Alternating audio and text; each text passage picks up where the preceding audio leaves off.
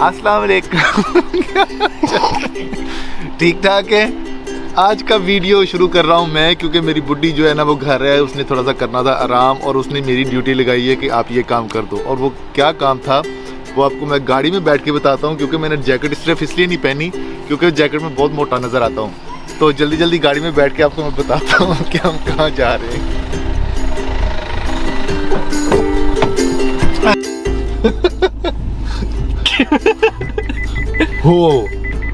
हो हैं? इसकी वो नहीं हो रही। अच्छा जी, तो अभी हम गाड़ी में बैठ के हैं और गाड़ी में बैठ के हम जा रहे हैं फ्रैंकफर्ट। और फ्रैंकफर्ट पता क्या क्यों जा रहे हैं? वो इसलिए जा रहे हैं क्योंकि मेरी गड्डी में पेट्रोल है, मैं जा सकता हूँ।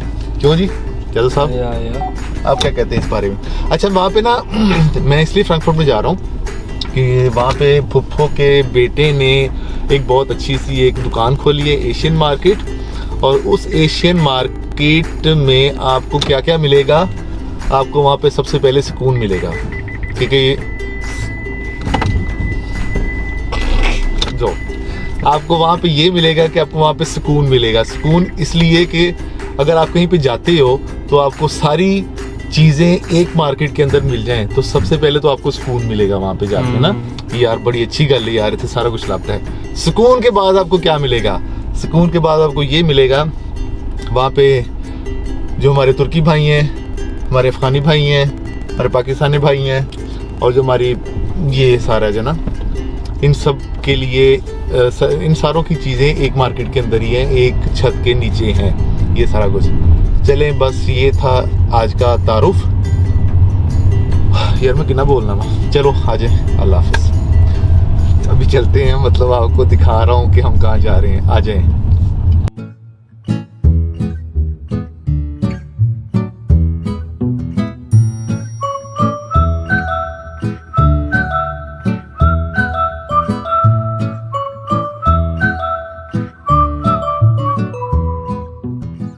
नहीं अब सही है। ओए इधर जूम से तो कर लिया है। अच्छा जी, तो हम पहुंच गए हैं फ्रैंकफर्ट में। नाजरीन, ये आपको ताज़ा तरीन इतला देते चलें, क्योंकि हमने बहुत ज़्यादा सफ़र जो है ना वो तय कर लिया है। और तय करते हुए इंशाल्लाह माशाल्लाह हम फ्रैंकफर्ट में पहुंच गए हैं। और फ्रैंकफर्ट में पहुंच के अभी हम आपको दुकान के अंदर लेके जाते हैं। पहले तो 4 मिनट रहते हैं, ठीक है? तो आ जाएं, हौली हौली चलते हैं। और मैं आपको बताते हुए ये भी बताता जाऊं कि ये है जेल। नाजरीन, जेल जहाँ पे बहुत सारे मलंगी जो है ना वो कैद हैं। मेरे यार दोस्त कैद हैं यहाँ पे, मुझे वो बहुत याद आते हैं। याद न जाए बीते दिनों की, दिल क्यों ना भाए। अच्छा जी, अभी मैं पहुंच गया हूँ यहाँ पे जहाँ पे मैंने आना था, यानी कि मैं अपनी मंजिल मकसूद के ऊपर पहुंच गया हूँ।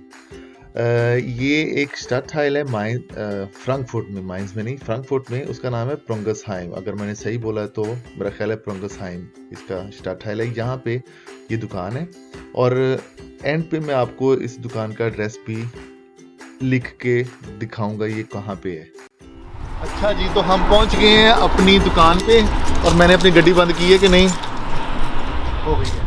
अच्छा जी, तो गड्डी बंद करने वाला सीन जो मैंने आपको दिखाया है ना, वो सिर्फ इसलिए दिखाया है कि आपको पता चल जाए कि यहाँ पे पार्क प्लट्स भी है। पार्क प्लट्स, अच्छा, पार्क प्लट्स भी आपके लिए यहाँ पे मुयस्सर है। माशाल्लाह कितना अच्छा लफ्ज़ है, मुयस्सर। और दूसरी जानिब ये देखें, ये जो सड़क के किनारे आप गाड़ियाँ खड़ी कर सकते हैं। मतलब बात करने का ये कि फ्रैंकफर्ट में ना जो बड़े शहर होते हैं वहाँ पे पार्क प्लट्स का बड़ा मसला होता है, और ख़ास तौर पर ऐसी जगह पे जहाँ पे ऐसी मार्केटें हों, वहाँ पे ज़्यादा रश की वजह से मतलब आपको कम ही जगह मिलती है अपनी गाड़ी को पार्क करने के लिए। चलो शुक्र अल्लाह में कि यहाँ पे तकरीबन कोई 15-20 गाड़ियाँ खड़ी हो सकती हैं पार्क प्लट्स में। और अगर आप भी यहाँ फ्रैंकफर्ट के नजदीक ही कहीं रहते हैं तो आप भी यहाँ पे विजिट जरूर कीजिएगा, और आपको बाहर के माहौल से तो मजा आएगा, अंदर जाके आपको ज्यादा मजा आएगा। अंदर जाने से पहले मैं आपको थोड़ा सा ये बाहर की चीजों का थोड़ा सा तारुफ करवा दूं। ये तारुफ क्या है यार, ये आपको पता है ये सारा क्या है। ये जो स्पेशल मैंने आपको बताना था, ये जो अनार है, ये जो अनार है ना, आपने ये खरीदने हैं, और क्योंकि इन अनारों के खाने से आपके सारे विटामिन जो है ना, ABCD सारे जो आपके विटामिन है वो पूरे होने हैं इंशाल्लाह अल्लाह। अंदर तक हाँ लेके जाओ। ठीक हो गया। अच्छा ये है अलिफ अनार और ये बेबकरी ये लाम लीमू और ये आर रेट और ये है नाजरीन पे पुदीना गाफ गोंगलू और ये क्या नाजरीन नाजरीन बस। और नाजरीन जो देखने वाले यार। अच्छा अच्छा। और ये है मीम मिर्चें और तेतनिया और अलिफ आइन गांग। ये इंटरेस्ट ये है और मास्क। मेरा मास्क नाजरीन थे खलो मैं मास्क लेना। मास्क आपको पता है बहुत ज़रूरी है। जर्मनी में या यूरोप में अभी तक मास्क जो है ना वो मास्क के बगैर आप मार्केटों के अंदर नहीं जा सकते। अगर चले जाते हैं तो आपको 200 से 500 यूरो जुर्माना है, ठीक है, अगर आप चेक हो जाते हो कि पुलिस वगैरह आपको चेक कर लेती है।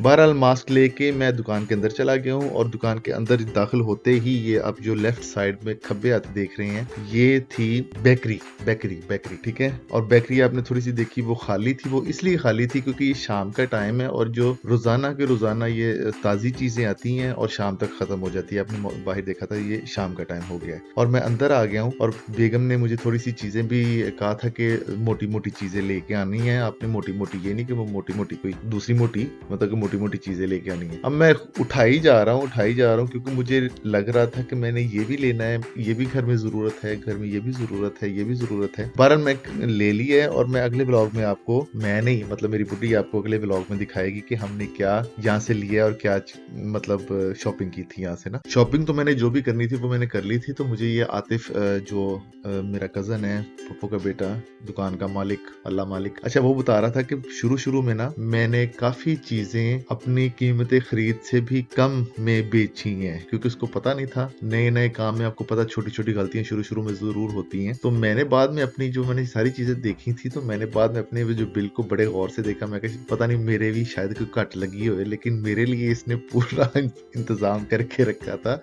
कोई चीज़ सस्ती नहीं थी, पूरे दामों में थी। नहीं मैं आपसे मजाक कर रहा हूँ लेकिन मुझे वाकई दुख हुआ था कि मेरे लिए इतनी सख्ती क्यों।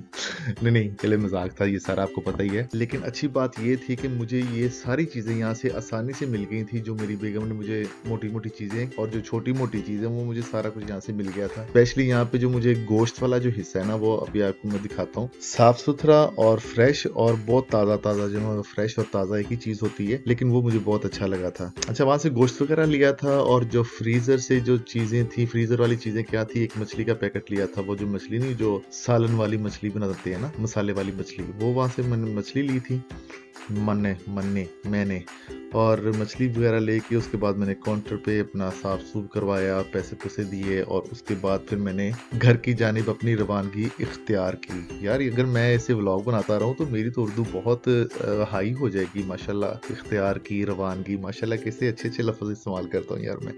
अच्छा जो ये वाला हिस्सा जो मैं आपको कहना चाह रहा था ना, ये जो गोश्त वाला हिस्सा है ये मुझे बहुत अच्छा, साफ सुथरा, बहुत म्यारी सा लगा है। अभी आपको मैं दिखाता हूँ। मुझे पहले आपको अगर मैं सही बात बताऊं, मुझे यहाँ पे गोश्त जो है ना वो थोड़ा सा सस्ता भी लगा है क्योंकि ये जो क्या कहते हैं रान और शोल्डर है ना, अगर मैं बाहर से कहीं मार्केट से लेता हूँ ना तो तकरीबन 11 यूरो 99 सेंट या 10 यूरो 99 सेंट और 99 यार ते इतने का 1 किलो मिलता है। तो इसने लगाया था 8 यूरो 99 सेंट का ना। तो ये मुझे काफी मतलब ये यहाँ पे मुझे सस्ता लगा है और म्यारी तो है ही है और हलाल भी और साफ सुथरा भी है ही है। तो चलें जी यहाँ पे अपनी वीडियो का इख्तिताम करते हैं। मैं अक्सर अपनी बेगम को कहता होता हूँ कि वो कहती है कि वॉइस ओवर करना बहुत मुश्किल है मेरे लिए। तो मैं उसको कहता होता था या मैं उसको कहता हूँ कि वॉइस ओवर करना इसमें क्या मुश्किल बात है। और एक ये भी वजह थी कि आज की वीडियो का वॉइस ओवर और सारी वीडियो मैंने खुद से बनाई है ताकि मैं उसको दिखा सकूँ कि ये इतना मुश्किल काम नहीं है। तो बहरहाल अगर आपको ये वॉइस ओवर और ये वीडियो अच्छी लगी तो मेरी बेगम को प्लीज आप कमेंट्स में जरूर बताइएगा ताकि उसको ये पता चल जाए कि मेरा बंदा किसी काम का है, दुनिया में फारग करैक्टर नहीं है। और यार एंड पे मैंने आपसे एक बहुत जरूरी जो बात करनी थी वो ये थी कि अगर आपको ये वीडियो अच्छी लगी लगी है तो इसको लाइक ज़रूर कर दिया करो, क्योंकि लाइक करने से पैसा तो कोई मिलता नहीं है, लेकिन हौसला अफजाई बहुत मिलती है कि किसी ने आपके काम को सराहा है, अच्छा जाना है। चलें, सही है। अल्लाह ताला आपको भी अपनी हिफाजत में रखे, अपनी दुआओं में मुझे भी याद रखें। खुश रहें, आबाद रहें। और अगला ब्लॉग मेरी बेगम ही आपके लिए लाएगी, कब के लिए। अल्लाह हाफिज़।